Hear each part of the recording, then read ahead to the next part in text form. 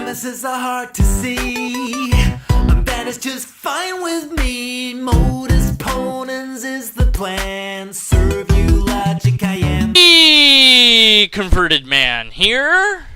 A while back, a YouTube user asked me how to respond to an atheist who says, there is no evidence for God. This is important because there is no evidence for God is a shibboleth for new atheists. It's their version of jet fuel can't melt steel beam. Wait, are you saying you're a 9/11 denier on top of everything else? Or what? Huh? What? Wait. Or no, wait. Is he saying 9/11 is correct? And then but how does that analogy work? And TM's next to the phrases. Wow, just go poisoning the well and constructing that straw man already. Good way to get going there. Now, you should be familiar with apologetic arguments for God's existence, the Kalam argument, the contingency argument, the fine-tuning argument, etc., and you should know how to defend these against common objections. But you shouldn't learn informal logic and find out how bad these arguments are, because then you wouldn't be able to use them. So just learn the arguments and learn how to defend them. Don't learn why they're wrong. That's very important in apologetics. But please be aware of this. If an atheist declares that there is no evidence for God and challenges you to convince him otherwise, and you take him up on this challenge, you've already lost. The name of this game is There Is No Evidence for God, Prove Me Wrong, and it's a trap. This would be shifting of the burden of proof if we had the burden to bear, but we don't. What you have is a universal claim on the theist side and a rejection of that claim on the atheist side. If somebody says there's evidence of God, I would say, where is it? Which is different from me saying that there's no evidence of God, but I could also say that as well, because there's no localized evidence of God at any rate. There's no evidence of God around me at this moment. I can look around this room. I can go outside and look around. I could look into science and look for this thing called God, and I wouldn't find it. Now, you might want to say, well, but the creation is evidence of God. Well, that assumes that it's a creation, and no, it would be evidence of itself, nothing more, and it wouldn't be direct evidence of the phenomenon in question, which is what I'm saying, that there's no evidence of this particular phenomenon. Not things that point to it, or suggest it, or hint at it, but something that says, hey, look, here it is. If I say I have a baseball, I can hold up a baseball. But God is not a thing that I can just hold up and show you. Therefore, there's no evidence of it.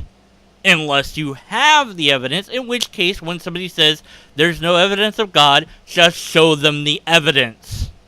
See, you've placed them in a position where you could simply swat away any argument you provide by claiming it's been debunked, and when you get nowhere in trying to convince him, which you will because he's determined not to be convinced, he'll expect you to default back to his preferred supposition. There is no evidence for God. Yes. Mind reading 101. He knows that you are determined to not believe. And he's telling people that the atheist is just determined to not believe. It's not even worth arguing with them, really. If only we weren't told to tell people about God, it would just be so much simpler, wouldn't it? But our God was dumb enough to tell us to tell people about God, even though they're not going to believe us when we do that, because every other religion that's out there pretty much is doing the same thing. And none of them have any evidence for their God. But ours is different because we do have evidence. I'm not going to tell you what that evidence is in this video. I'm just going to say that it doesn't matter. No matter what argument I throw at them, they'll just say it's been debunked. It has, by the way. But arguments are not evidence. So where's the evidence? Oh, but you're just insisting on not being convinced. Yes, if you have no evidence, then you cannot convince me. So give me the thing that I'm asking for. It shouldn't be that hard unless there isn't evidence for it. Then you can't do it, to which you should say, yes, there is no evidence of God. So what? And big deal. That's why we have faith. So it's important to identify the subterfuge and refuse accepting any argument predicated on the atheist's own terms. So let's see this in action. The atheist says, "There is no evidence for God." And you reply, "I certainly disagree with that claim. Can you provide any reason why I should think there is no evidence for God?" Your construct, strawman, and continual shifting the burden of proof is getting annoying, but even still, I will give you a reason why there's no evidence for God. Why you should agree with me that this isn't the case. On the screen now will be displayed a few different definitions of the word supernatural, which, according to most of theists, is what God is. God is supernatural. Now, if you don't have a supernatural God, then by default you must therefore have a natural God. And if you have a natural God, then there should be ample empirical evidence of it and repeated tests that we can run on it. And all you need to do is supply either of those, and I will agree with you that that God exists. It's as simple as that. But if you have a supernatural God, then by the definition of the word supernatural, there's no natural way to test the supernatural. The natural world cannot observe the supernatural world, at least not in ways that can be verified to be anything other than your brain doing stuff, which is a natural phenomenon. So if you are experiencing a thing that you're labeling as supernatural, but we can duplicate the same effect by different drugs that we inject into somebody else, or we can even negate that effect by injecting different drugs into your brain, or, well, your system that then gets to your brain, then how do we know that that phenomenon was supernatural if we have a natural way to simulate the same experience or even deny you of that experience? And by the way, we do. We can put people into a situation where they will experience a thing that they will label supernatural. We can prevent people from feeling the feeling of supernatural with the right combination of drugs.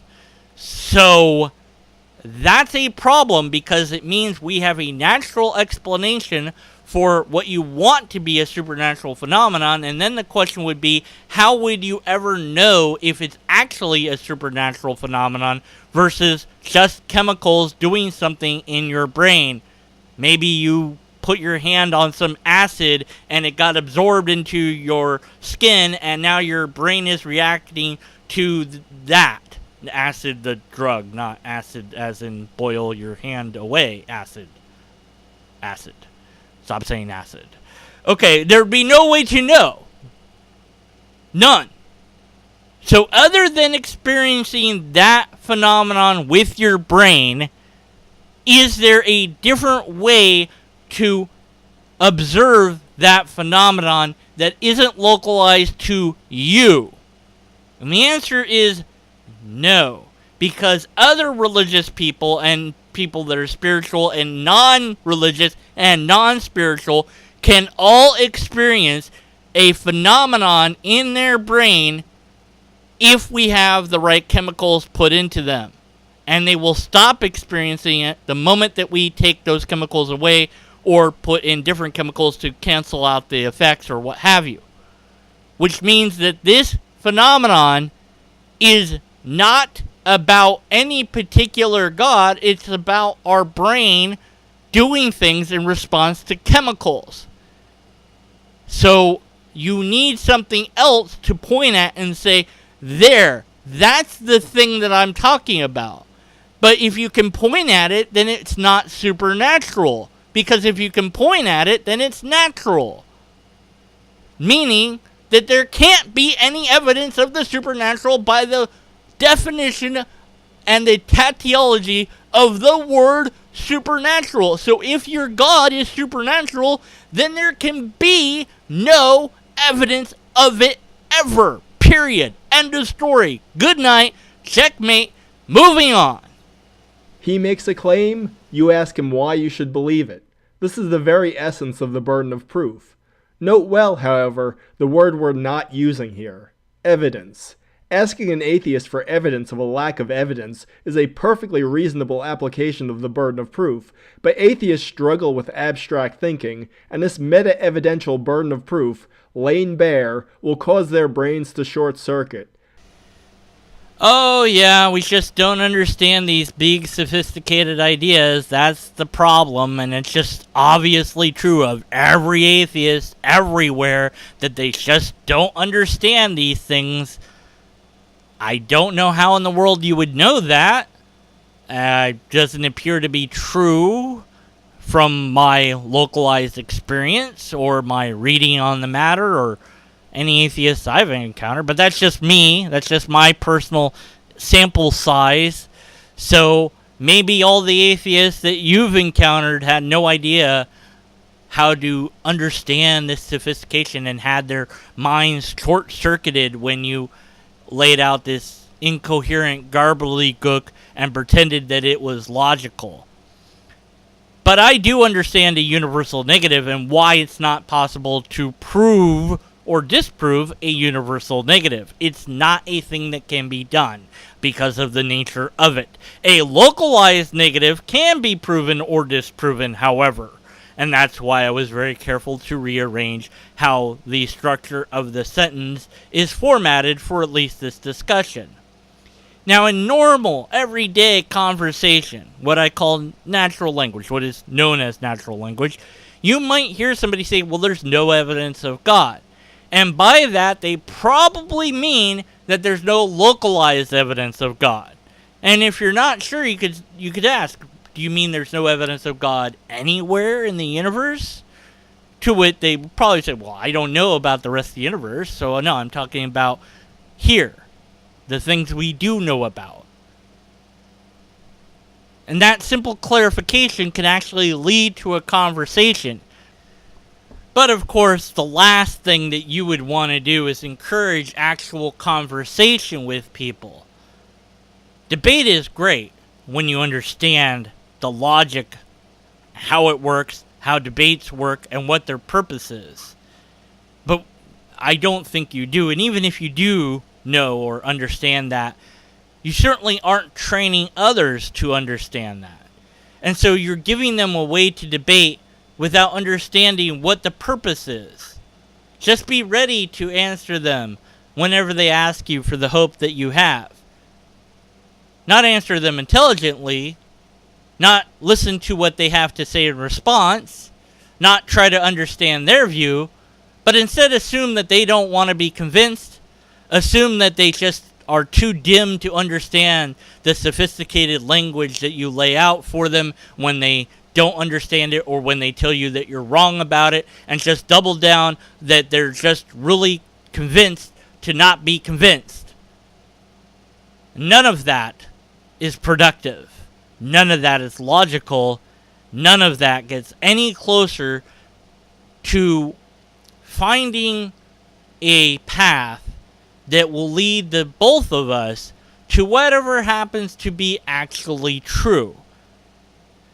But it's not your version of theology because you have far too many logical fallacies for me to consider that an option. We didn't get offered any evidence at all in your video. There's none ever mentioned. Not once. Nothing is given. So there is no evidence. Nor do you offer any tests that we could run. And you certainly didn't give us a valid and sound argumentation. And unless and until we have a valid and sound argument, we should be skeptical of the conclusions.